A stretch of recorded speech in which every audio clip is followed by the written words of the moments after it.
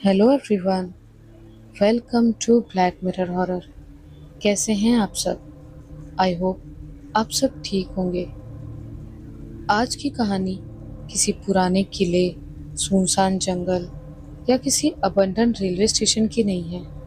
आज की कहानी एक ऐसी जगह की है जहां हर दिन सैकड़ों लोग इलाज के लिए आते हैं, जहां लोगों को नई जिंदगी मिलती है, जहां दर्द कम करने के लिए दवाइयाँ दी जाती है।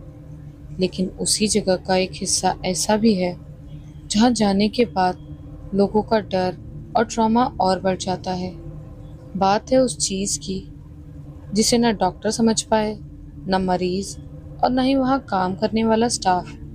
आप समझ ही गए होंगे मैं किस बारे में बात कर रही हूँ। आज की जो कहानी मैं आपके लिए लेकर आई हूँ वो एक सिविल हॉस्पिटल की सच्ची घटना है। यह हॉस्पिटल आज से लगभग 35 साल पहले बनाया गया था, लेकिन जिस जमीन पर यह बना है उसका इतिहास उससे भी कहीं ज्यादा पुराना है। कहते हैं कि यह जमीन पहले एक रजवाड़ी हवेली का हिस्सा हुआ करती थी, जो किसी समय एक स्थानीय राजा की संपत्ति थी। समय के साथ वो हवेली टूट गई और उसी जगह पर यह मॉडर्न सिविल हॉस्पिटल बना दिया गया। लेकिन कुछ चीजें ऐसी होती हैं जो सिर्फ इमारतों के बदलने से नहीं बदलती, क्योंकि वो चीजें जमीन से जुड़ी होती हैं। ऐसी ही हालत इस जगह की थी। इस सिविल हॉस्पिटल का तीसरा माला यानी थर्ड फ्लोर सबसे कम इस्तेमाल होने वाला हिस्सा था। यहाँ दो बड़े वार्ड्स थे। सीढ़ियाँ चढ़ते ही लेफ्ट साइड में मेल मेडिकल वार्ड और ठीक उसके सामने राइट साइड में फीमेल मेडिकल वार्ड था। दोनों वार्ड्स के आखिर में एक लंबा कॉरिडोर पार करने के बाद वॉशरूम और बाथरूम बने हुए थे, मेल और फीमेल के लिए अलग अलग, लेकिन दोनों लगभग एक ही जगह के आसपास। दिन के समय ये फ्लोर बिल्कुल सामान्य लगता था। मरीज, नर्स, वार्ड बॉय, डॉक्टर सब अपनी रूटीन में लगे रहते थे। लेकिन रात होते ही इस फ्लोर का वातावरण बदल जाता था। यहाँ पर सन्नाटा कुछ ज्यादा ही बढ़ जाता था। खासकर वो कॉरिडोर जो वॉशरूम तक जाता था, वो ज्यादा शांत और ठंडा महसूस होता था। एक बार एक मरीज जिसका नाम था भीमा भाई लगभग 67 किलोमीटर दूर एक गांव से इस हॉस्पिटल में आए थे। उन्हें कुछ दिन पहले हार्ट अटैक आया था और अब वो रिकवरी फेज में थे और अपना इलाज करवा रहे थे। उनकी हालत पहले से बेहतर थी और डॉक्टरों ने उम्मीद जताई थी कि कुछ ही दिनों में उन्हें डिस्चार्ज किया जा सकता है। भीमा भाई को थर्ड फ्लोर के मेल मेडिकल वार्ड में एडमिट किया गया था। उनका बेड कॉरिडोर के थोड़ा पास ही था, जहाँ से वॉशरूम तक जाने का रास्ता साफ दिखाई देता था। पहले 2 दिन सब कुछ बिल्कुल सामान्य रहा। दवाइयाँ, चेकअप, आराम, सब कुछ रूटीन के हिसाब से चल रहा था। लेकिन तीसरी रात कुछ ऐसा हुआ जिसने सब कुछ बदल दिया। उस रात करीब 2:45 का समय था। पूरे वार्ड में सन्नाटा पसरा हुआ था। कुछ मरीज सो रहे थे, कुछ हल्की नींद में थे। नर्स स्टेशन पर भी ज्यादा हलचल नहीं थी। उसी समय भीमा भाई की आंख अचानक खुली। उन्हें हल्की बेचैनी महसूस हो रही थी और उन्हें वॉशरूम जाना था। उन्होंने धीरे से उठकर अपने आसपास देखा। बाकी मरीज गहरी नींद में थे। उन्होंने बेड से उतरकर चप्पल पहनी और धीरे धीरे कॉरिडोर की तरफ बढ़ने लगे। उस समय कॉरिडोर में हल्की सी वाइट लाइट जल रही थी, लेकिन फिर भी वहाँ एक अजीब सी ठंड और खामोशी थी। जैसे जैसे वो वॉशरूम के पास पहुंचे, उन्हें ऐसा लगा जैसे वहाँ का तापमान बाकी जगह से थोड़ा कम है। उन्होंने इसे नज़रअंदाज किया और अंदर चले गए। अंदर सब कुछ सामान्य दिख रहा था। उन्होंने अपना काम किया और बाहर निकलने लगे। लेकिन जैसे ही वो वॉशरूम से बाहर आए, उनकी नज़र कॉरिडोर के आखिरी हिस्से पर पड़ी। वहाँ कुछ था। पहले उन्हें लगा कि शायद कोई और मरीज होगा, लेकिन अगले ही पल उन्हें महसूस हुआ कि कोई आदमी बिल्कुल स्थिर खड़ा है, न हिल रहा है, न कोई आवाज कर रहा है, बस वहाँ खड़ा है। भीमा भाई की आंख उस अंधेरे में उस पर टिक गई। वहाँ रोशनी बहुत कम थी, लेकिन फिर भी उन्हें ऐसा लग रहा था जैसे उन्हें कोई देख रहा है, कोई खड़ा है। थोड़ी देर देखने के बाद उनको रियलाइज हुआ कुछ गड़बड़ हो सकती है, जिससे उनका गला सूखने लगा। उन्होंने धीरे से आवाज लगाई, कौन है वहाँ? कोई जवाब नहीं आया, लेकिन फिर उन्हें साफ महसूस हुआ कि वो थोड़ा सा हिला। भीमा भाई दिल के मरीज थे और उनके लिए बस इतना ही काफी था, दिल में डर बैठने के लिए। भीमा भाई का दिल तेजी से धड़कने लगा। उन्होंने तुरंत पीछे मुड़कर वार्ड की तरफ तेजी से कदम बढ़ाए, लेकिन जैसे ही वो मुड़े, उन्हें अपने पीछे हल्की सी आहट सुनाई दी, जैसे कोई धीरे धीरे उनके पीछे चल रहा हो। वो डर गए कि शायद वो उनका पीछा कर रहा हो। उन्होंने हिम्मत करके एक बार पीछे देखने की कोशिश की, लेकिन वहां कुछ नहीं दिखा। अब उनका डर और बढ़ चुका था। वो जल्दी जल्दी कदम बढ़ाते हुए अपने बेड तक पहुंचे और बिना किसी से कुछ कहे लेट गए। जबकि वहां उनका ध्यान रखने आए रिश्तेदार ने पूछा भी कि कहाँ गए थे, मुझे बताते, मैं भी आता साथ में। फिर उस रात उन्हें नींद नहीं आई। उन्हें बार बार ऐसा लगता था कि कोई उनके बेड के पास खड़ा है। अगली सुबह उन्होंने ये बात नर्स को बताई। उन्होंने कहा कि वॉशरूम के पास कोई था जो उन्हें देख रहा था, लेकिन नर्स ने इसे थकान और दवाइयों का असर समझकर नज़रअंदाज कर दिया, ये कहकर कि आप ज़्यादा सोच रहे हो, आराम करो। इतना कहकर बात काट दी। लेकिन बात वहीं खत्म नहीं हुई थी, क्योंकि 2 दिन बाद वही अनुभव किसी और के साथ भी हुआ था। दूसरे दिन की रात आते आते वार्ड का माहौल थोड़ा बदल चुका था। भीमा भाई की बात भले ही स्टाफ ने हल्के में ले ली थी, लेकिन उनके चेहरे पर जो डर था, उसने बाकी मरीजों के मन में भी एक हल्की बेचैनी पैदा कर दी थी। क्योंकि भीमा भाई ने 10 दिनों में जिन मरीजों से जान पहचान की थी, उनको भी ये बताया। उसके बाद दिन में सब कुछ सामान्य लगता था, लेकिन जैसे ही रात होती थी, उस कॉरिडोर की तरफ कोई भी देखना नहीं चाहता था।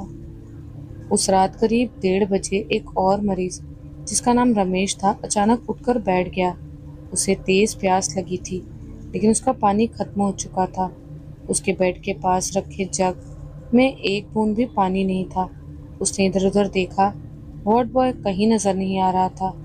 कुछ पल सोचने के बाद उसने खुद ही उठकर कॉरिडोर के पास खड़े कॉमन वाटर पॉइंट तक जाने का फैसला किया, जो वॉशरूम के रास्ते में ही पड़ता था। रमेश धीरे धीरे चलते हुए वहां पहुंचा। उस समय वहां की लाइट्स जल रही थी, लेकिन फिर भी उसे ऐसा लग रहा था जैसे रोशनी पूरी नहीं है, जैसे हर चीज थोड़ी धुंधली हो।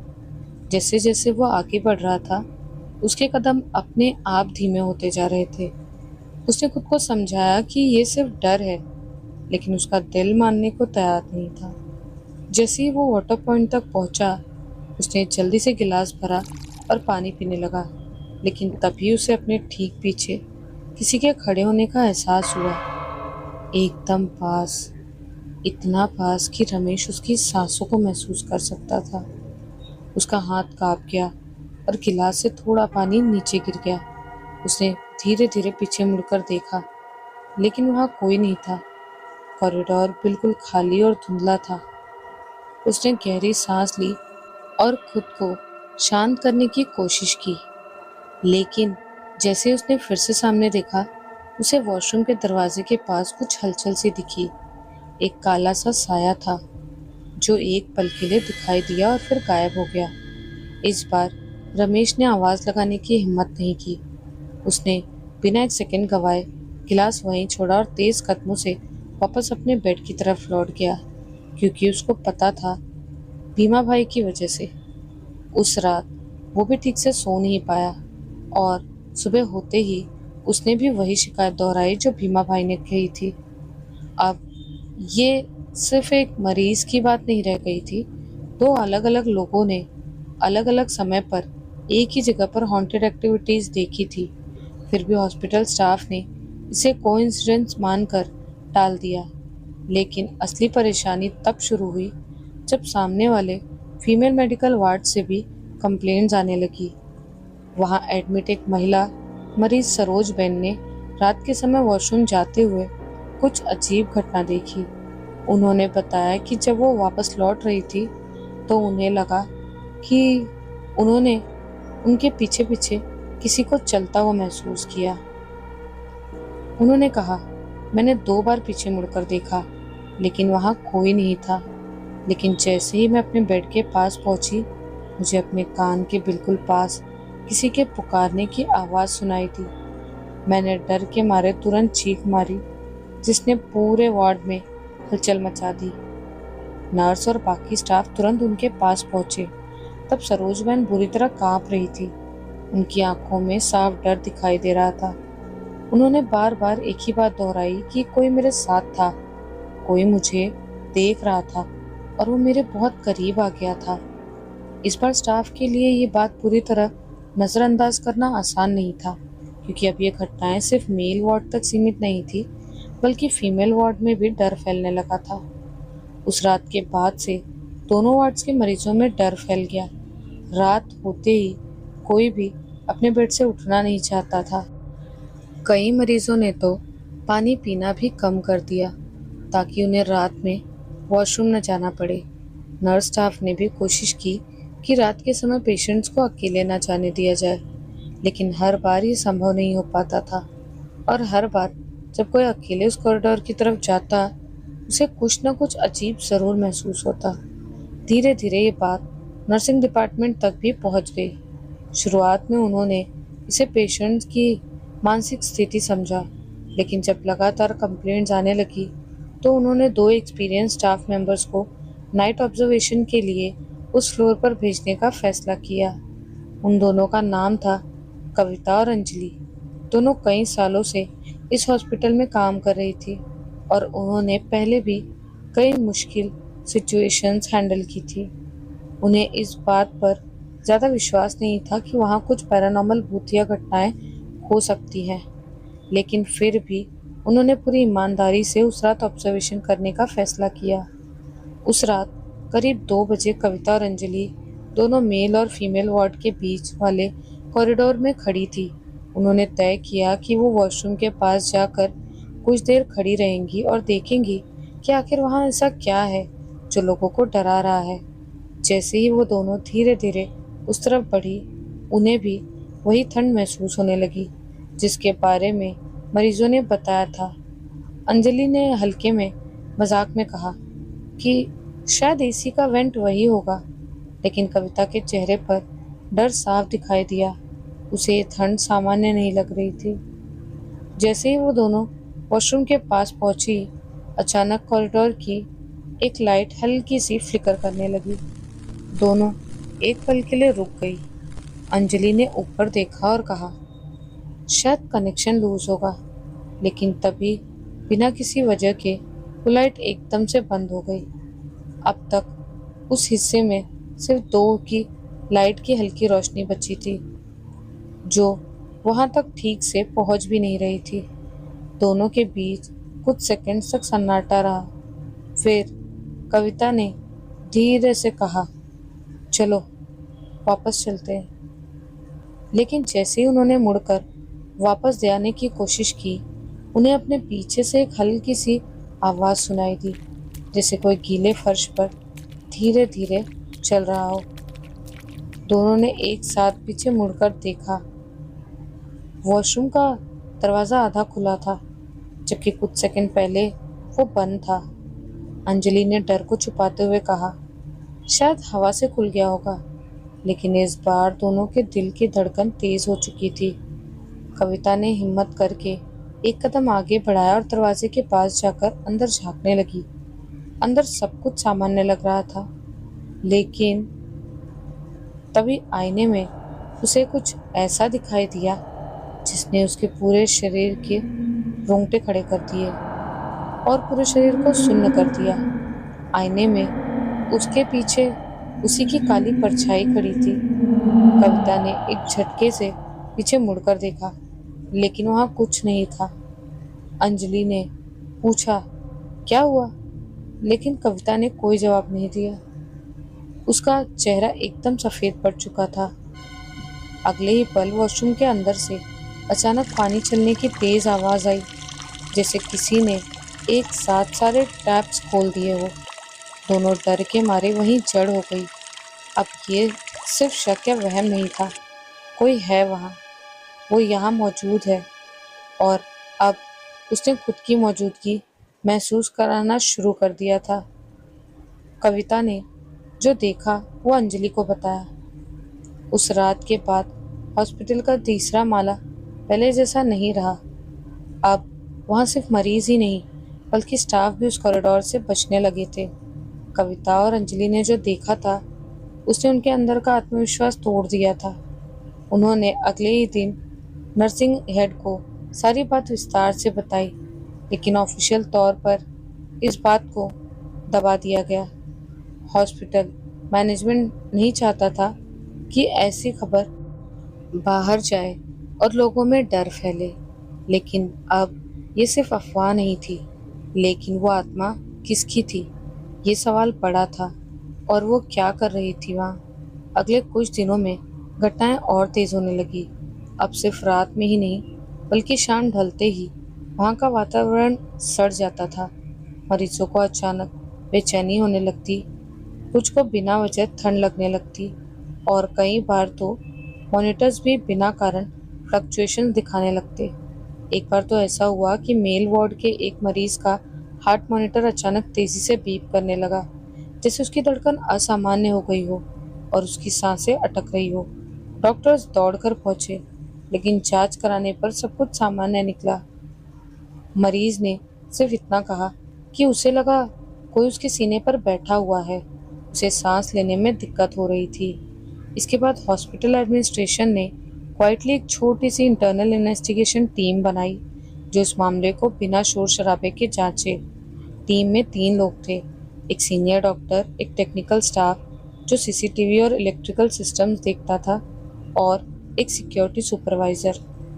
उन्होंने डिसाइड किया कि सुबह के समय उस कॉरिडोर और वॉशरूम एरिया में सीसीटीवी कैमरास इंस्टॉल किए जाएंगे, ताकि शाम ढलते ही जो भी हो रहा है उसे रिकॉर्ड किया जा सके। अगली सुबह कैमरास लगा दिए गए। मॉनिटर्स नर्सिंग स्टेशन के पास कनेक्ट कर दिए गए, जहां से सब कुछ लाइव देखा जा सकता था। शुरुआत में सब कुछ सामान्य दिख रहा था। कॉरिडोर खाली था, वॉशरूम के दरवाजे बंद थे और कोई हलचल नहीं थी। लेकिन रात के करीब 2:30 बजे अचानक एक कैमरा की स्क्रीन हल्की सी डिस्टॉर्ट होने लगी। पहले तो टेक्निकल ग्लिच लगा, लेकिन फिर इमेज धीरे धीरे फ्लिकर करने लगी, जैसे सिग्नल वीक हो रहा हो। टेक्निकल स्टाफ ने तुरंत सिस्टम चेक किया, लेकिन बाकी सारे कैमरास ठीक काम कर रहे थे। सिर्फ वही एक कैमरा डिस्टर्ब हो रहा था, जो वॉशरूम के ठीक बाहर लगा था। स्क्रीन पर कुछ सेकंड्स के लिए सिर्फ लाइंस दिखने लगी और फिर अचानक इमेज वापस क्लियर हो गई। लेकिन उसमें जो दिखा, उसने वहाँ मौजूद सभी लोगों की सांसें हलक में ला दी। कॉरिडोर के उस हिस्से में जहाँ कुछ देर पहले कुछ नहीं था, अब वो सामने खड़ा था। कैमरा में तो वो पूरी तरह क्लियर नहीं दिखा, जैसे धुंधली सी परछाई हो, लेकिन वो हिल नहीं पा रहा था और वो सीधे कैमरा की तरफ देख रहा था। कुछ सेकंड तक बिना हिले वो खड़ा रहा, लेकिन बाद में धीरे धीरे उसका सर थोड़ा सा हिला। ये मोमेंट इतना भयानक था कि देखने वालों के रोंगटे खड़े हो जाएं। अगले ही पल स्क्रीन फिर से ग्लिच खा गई, और जब इमेज वापस आई तब तक वो जा चुका था। स्टाफ के पास अब पक्का सबूत था कि ये सीरियस मामला है, लेकिन सबसे डरावनी बात ये थी कि ये सिर्फ कैमरा तक सीमित नहीं रहा। उसी रात फीमेल वार्ड में एक और घटना हुई। उस मरीज जो पहले से स्टेबल थी, अचानक जोर जोर से चिल्लाने लगी। नर्स दौड़कर पहुंची तो उसने बताया कि कोई उसके बेड के नीचे से उसका पैर पकड़ने की कोशिश कर रहा था। जब स्टाफ ने चेक किया तो बेड के नीचे कुछ भी नहीं था, लेकिन उसके पैर पर हल्के लाल निशान थे, जैसे किसी ने कसकर पकड़ा हो। इस बात ने सबको हिलाकर रख दिया। स्टाफ ने पेशेंट्स को शांत करने की कोशिश की, लेकिन खुद उनके भीतर भी डर बैठ चुका था। कई नर्सेस ने रिक्वेस्ट किया कि उन्हें नाइट शिफ्ट से हटा दिया जाए। कुछ वार्ड बॉयज ने तो साफ मना कर दिया कि वो उस फ्लोर पर काम नहीं करेंगे। इसी बीच एक और अजीब बात सामने आई। सीसीटीवी फुटेज को जब दोबारा ध्यान से देखा गया तो एक और डिटेल सामने आई। जिस समय वो आत्मा कैमरा में दिखी थी, उसी समय हॉस्पिटल के मेन पावर सिस्टम में एक माइक्रो फ्लक्चुएशन रिकॉर्ड हुआ था।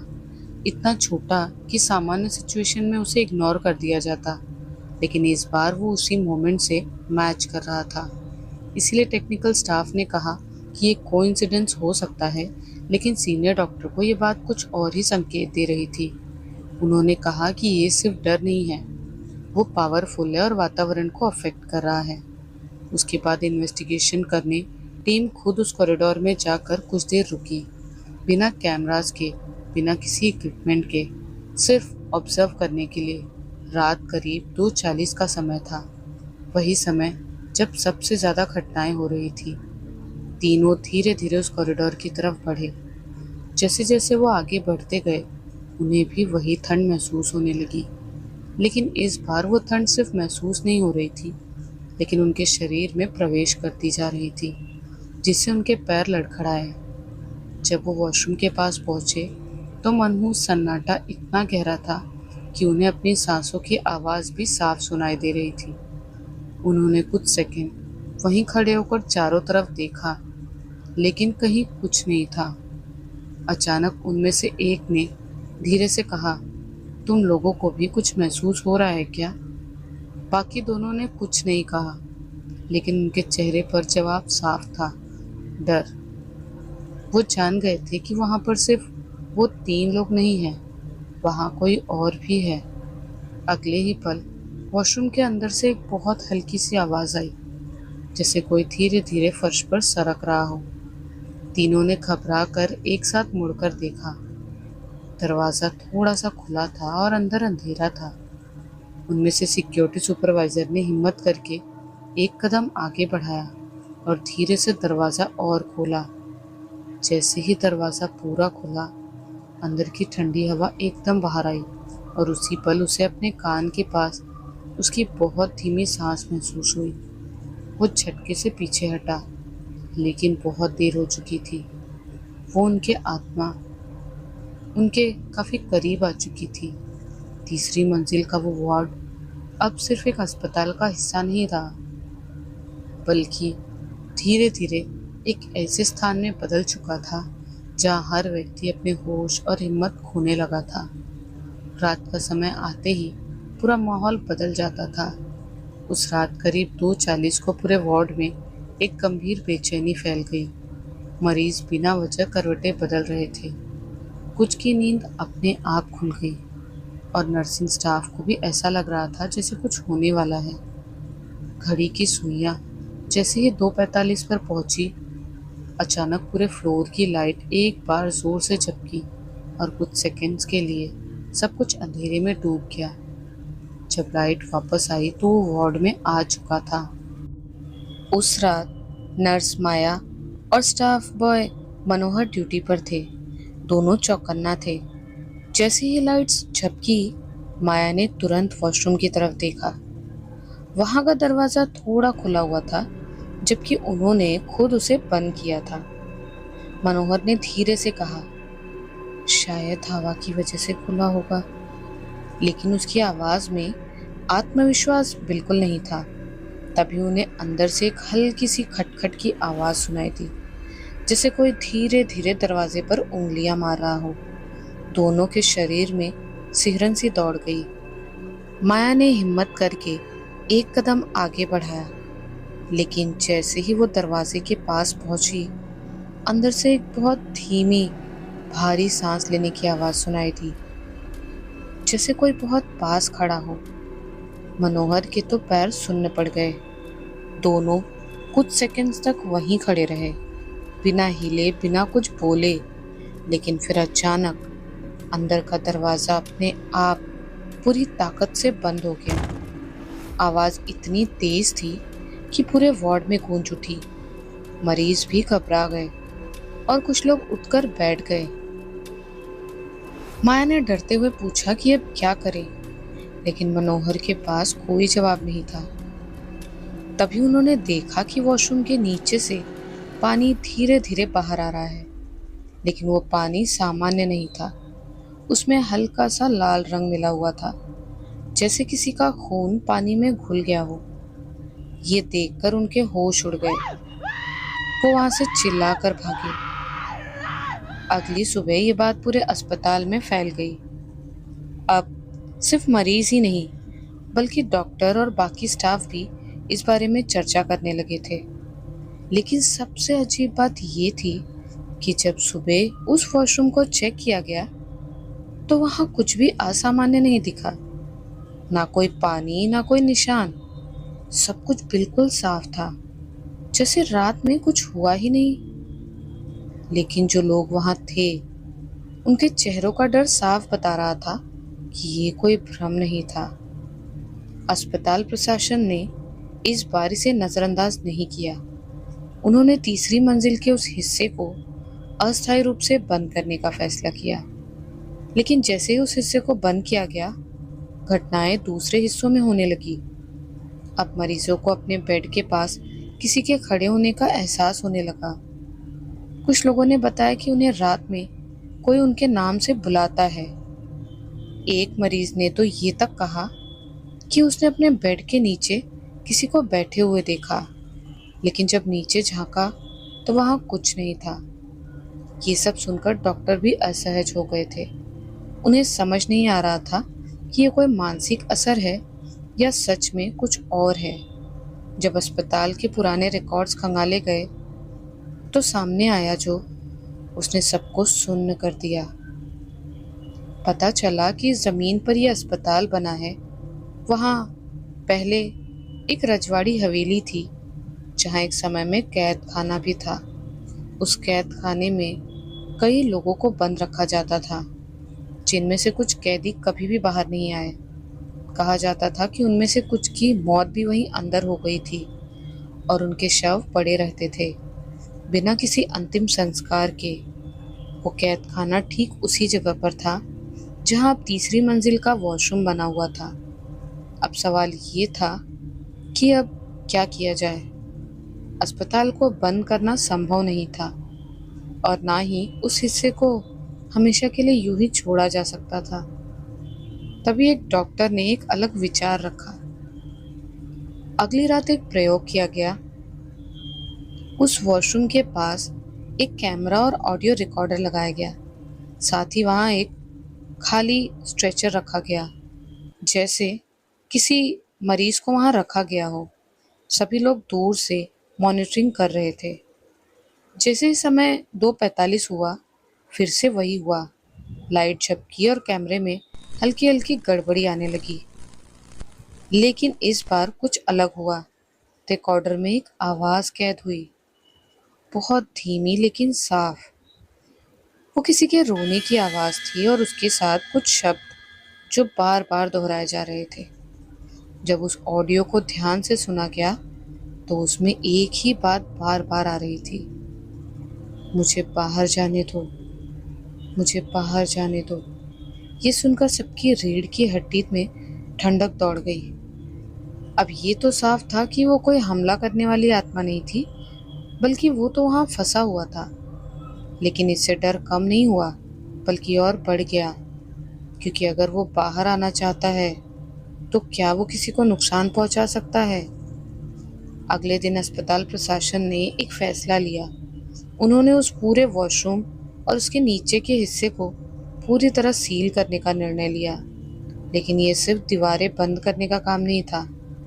उन्होंने उस जगह के नीचे खुदाई भी करवाई। जो मिला उसने सबको हिलाकर रख दिया। वहां से पुराने समय के कुछ मानव अवशेष मिले, हड्डियां जो साफ बता रही थी कि किसी को वहां दफनाया गया था बिना किसी विधि के।